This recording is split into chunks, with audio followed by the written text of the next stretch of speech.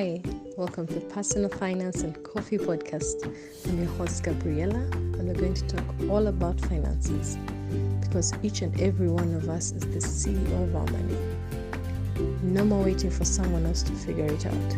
We're going to get hands on and get our money in order.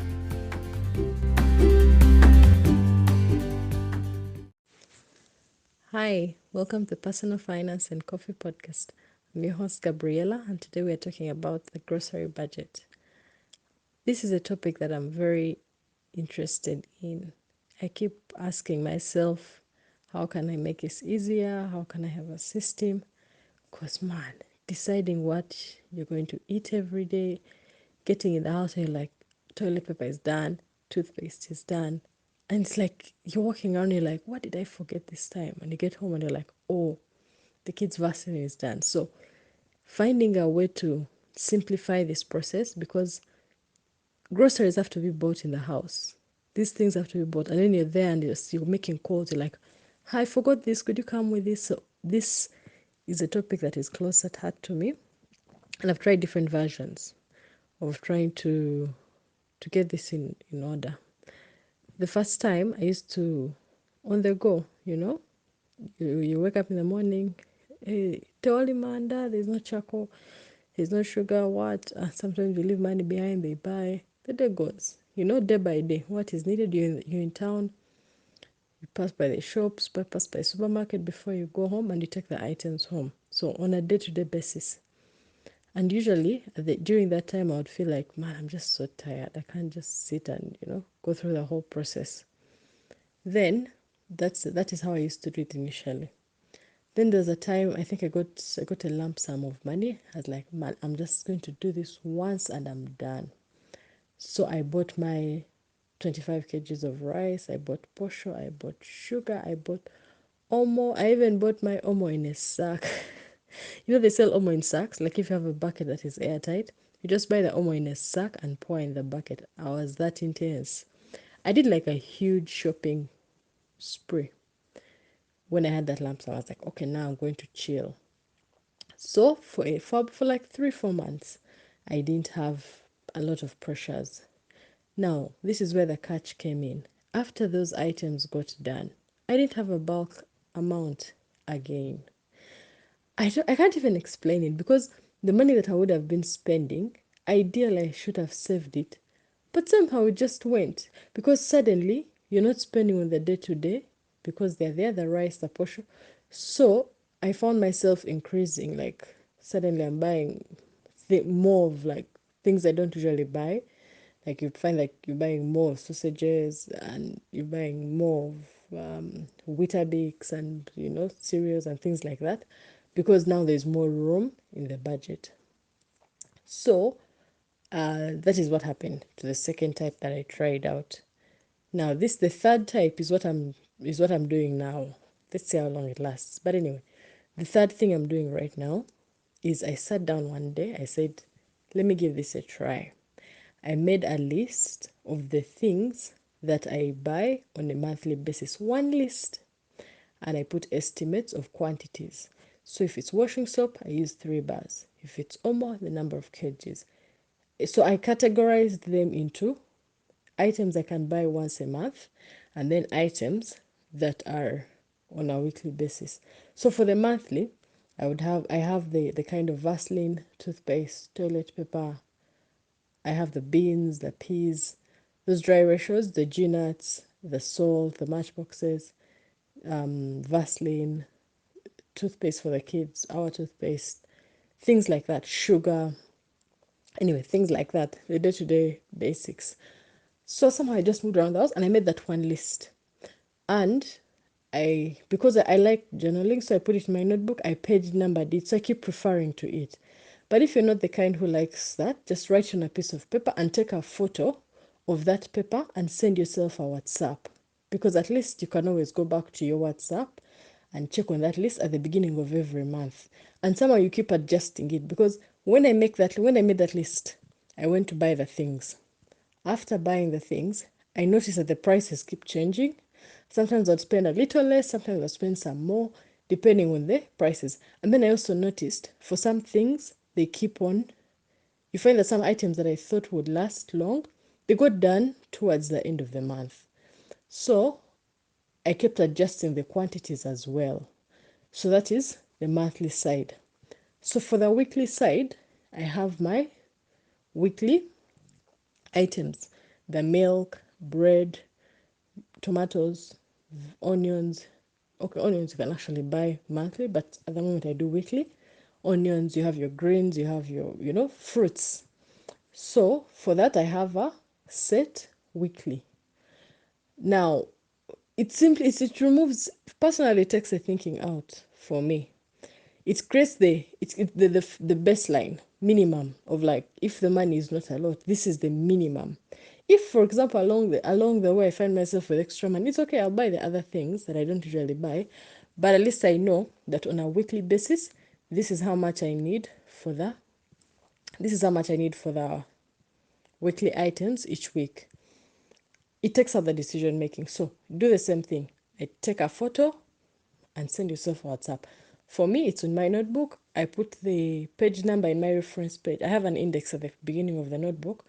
So I write the weekly list for the month of October. So at the beginning of every week, I always go back to that page in the notebook and I pick from that list. Then I make a smaller list, which I move with to the shop, and I keep adjusting on the prices depending on what I find at the time. So that is, and also along the way, you can change. You're like, you go to the market and you find that something that you see in the market is not what you had put on the list. So even the list keeps being revised. You're like, oh, I didn't put green beans, like, yeah, those I didn't put like green beans, and yet I like the green beans and carrots, and we don't do it often, so you keep adding it. I'm just giving examples anyway. That there are things that you find along the way, you keep adding to your list. It keeps growing. Now, that is the system that I'm using currently.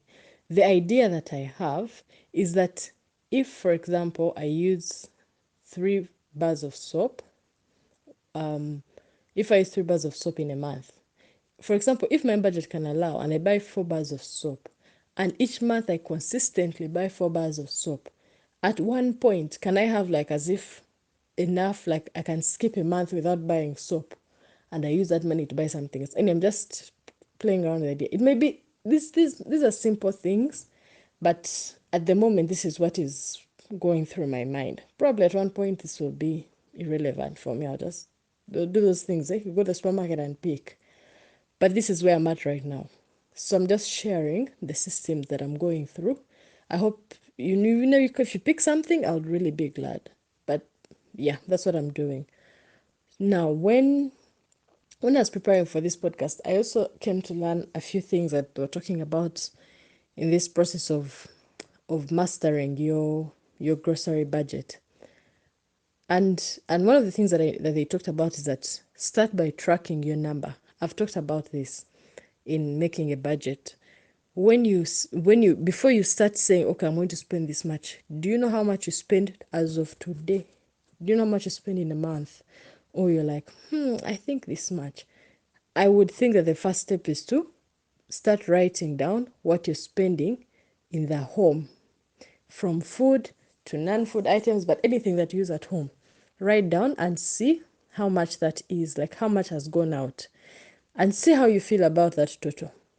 Does it make you feel like, girl, we spend a lot? Or you're like, this is manageable. First, get to that amount. Now, when you know that amount, it will help you decide. You're like, okay, this is doable. And you start to categorize. So, know your number for the home budget. Now, then the other thing that I found interesting is that how you shop matters. Sometimes we go to the place that has the cheapest items, but it takes us more time. And sometimes we don't have time. You're like, I'd rather go here. It may be slightly more expensive, but I'm in a hurry. So we need to decide what our priority is in certain seasons. Sometimes you may have more time and you want to save money. Let me give an example. My office is near Nakasero Market. But there are days I actually go to Kalere because Kalere is on my way home, and I find that I get more quantity when I buy from Kalere than when I buy from Nakasero Market. But that is when I have time and I'm like, I want to save money and have more quantity for the same amount of money. But then there are times when I'm like, I'm at Nakasero already and I don't have time. So I just buy a few items from Nakasero. So when you're looking at your shopping process, decide what your priority is.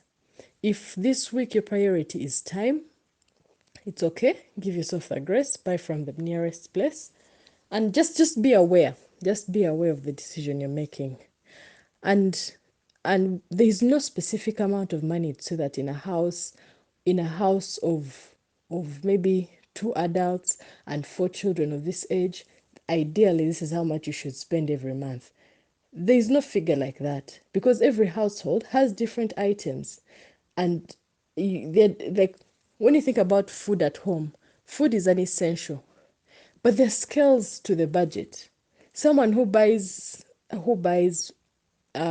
certain brands, or like, I don't even know what example to give. For example, if you find that on a like, what example can I give? Breakfast, you have frankfurters, you have bacon, you have, sausages, you have cereals as well. Like people have options like that, and a household that doesn't have those options will have different budgets, but it's all food. So don't have any reservations and feel like and compare yourself to anybody's number that I can be jazzing with your like friends and you're like, hey, me, I spend this much on my groceries and spend this much. There is no judgment. Everyone buys what they can. For if your thing is bread and milk and what, if it's porridge, if it's like, everyone has a different setting for their homes. So as you may get your number, I would simply say that don't feel like there's like a right way. You know how because of school we are wired to look for the right answer, and then we get into life and life is like, girl, there's no right answer. You just do you, learn what you can from the other and apply it to yourself. But don't try to mark yourself against someone else's life. Anyway, that is something else. Now, another thing that affects the grocery budget is meal planning. I'm really struggling with meal planning. In my head, it's like such a big deal of like, now I have to sit and think, and every time I sit down to meal plan, I'm like, okay, now I'm going to change the meals like this, and then I don't do it.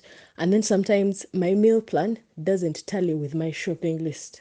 Like, so there's a bit of a clash. So it's an area that I'm trying to work on. But when I was preparing for this podcast, they talked about how when the meal planning process doesn't have to be complex. Just have your 3-5 meals that you always go to, and kind of you're like, you can even set days. You're like, on Monday is our rice day. So on Monday you decide we're either having white rice, brown rice, or yellow rice, vegetable rice. And then you're like, on this day we have this meal. And that's what they were talking about in the podcast. This I haven't tried yet, but it's something that I want to kind of work towards making it a habit, because I think it would simplify my life. Because this whole thing of every day, like, what should we eat today? What should we eat today? It creates decision fatigue. And even when you're doing your grocery shopping, what makes it also complicated, imagine you go to the supermarket and you have no shopping list, or you go to the market and you have no shopping list, and now you're deciding on the go. You're like, I think I need this, I think I need this, I think I need this. Mentally, it's even exhausting, and then it takes longer. So another tip on how to manage this is, when you have your lists, you can choose to have set lists for weekly or monthly, or make a list of what is missing. Just have a list when you're going to buy. It may seem obvious, but the surprising thing is that so many of us every now and then go and we have no list, and we're basing on our memory. And then you're in the supermarket, like, oh, this also looks nice. And you're just, picking. And then the irony is that you pick what you went to the supermarket not intending to buy, and then you get home and realize that you actually forgot what you went to the supermarket to buy. It's just a whole thing. Anyway, these are my tips on how to create a system so that it's one less thing to worry about. Then the other thing is that the less times you go shopping, the more money you save. Because if you go shopping once or twice a week, or you know how you have a once a month bulk shopping, and then you have maybe once a week market shopping for the, or like, you find that you have less impulsive buys. Like, you go there and suddenly see this, and you end up picking it. So if you go less often, then there are less chances. Yeah. Then the last tip that I have for you is that don't go shopping when you're hungry. It's like, man, you go to a supermarket and then you're hungry, or it's somehow we end up buying more when we are hungry than we intend to. And we also gravitate towards buying the junk.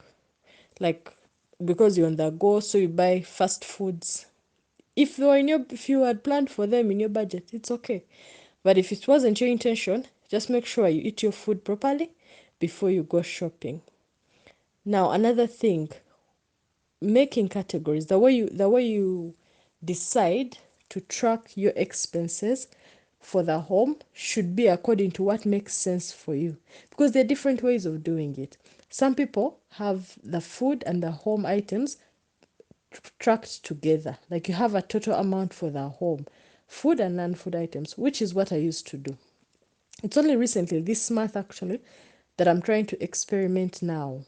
I'm trying to separate food and non food items just to have an idea. So, when you're deciding how to track your expenses to get the number for your home, decide on what makes sense for you. If what is easier for you is everything together, it's okay. If you want to separate, it's also okay. There are no rules in this thing. And even when you decide today, this month, I'm going to put them together, and next month you want to change, it's kawa, change. Just look at this as an experiment. It's trial and error as you find what works for you. Yeah, because at the end of the day, we have to eat food. So that's just give it a try and see how it goes. That's what I had to share with you today. I hope you found some value in this episode. And if you like this, if you know someone who would find value in it, please share with them.